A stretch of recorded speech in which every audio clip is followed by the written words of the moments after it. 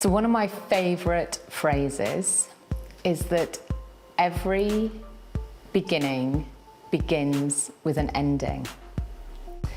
And we can see this almost like a bridge. You know, we come to the edge of a piece of land, like, you know, the ending of that piece of land. We cross this bridge and we come to the beginning of a new piece of land.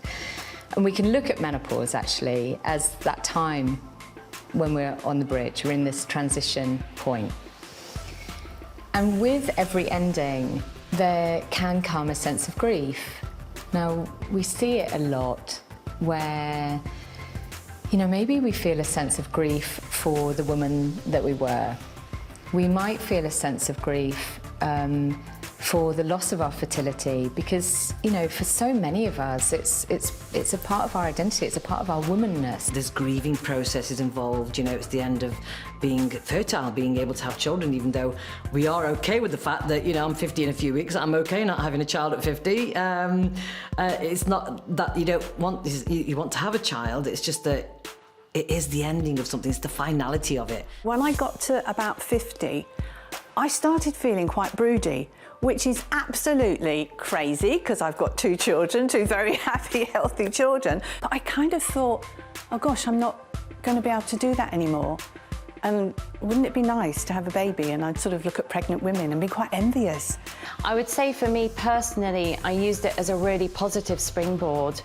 You know, I loved being 20, I loved being 30. I completely appreciate I'm not going to be that same person, but I can move direction a bit. You look at sort of like, you know, life and sort of like, well, what do I want to be doing now? Where do I want to be? What sort of things do I want to be doing? And you start thinking about going on holiday, you know, and doing trips to places you either haven't been to for years or you'd always wanted to go. You know, you kind of embrace your inner goddess. I started paying attention to what I need for me. Lockdown helped that. I don't know, you know, whether it would have happened anyway, but I started thinking, no, I'm going to choose that because that's what I want. Whereas, you know, it's like when you've got kids, you always put everyone else first. I did actually, at the age of 50, have a complete turnaround in my career because my marriage broke down and I'd thought, right, okay, well, I don't want to become a victim here.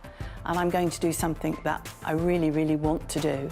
And I went and trained to be a professional actor. Yeah, so I kind of had a bit of a midlife crisis, but a bit later on. I saw it very much like in the future as a new journey, and how can I embrace that journey was kind of the question that I sort of asked myself, and I don't even know the answer to it now, but I do keep asking myself that. I am trying to find all the answers. I'm trying to do everything that I think is right for myself, you know, and value myself and, you know, value the sort of life I've got ahead of me and just make the most of it.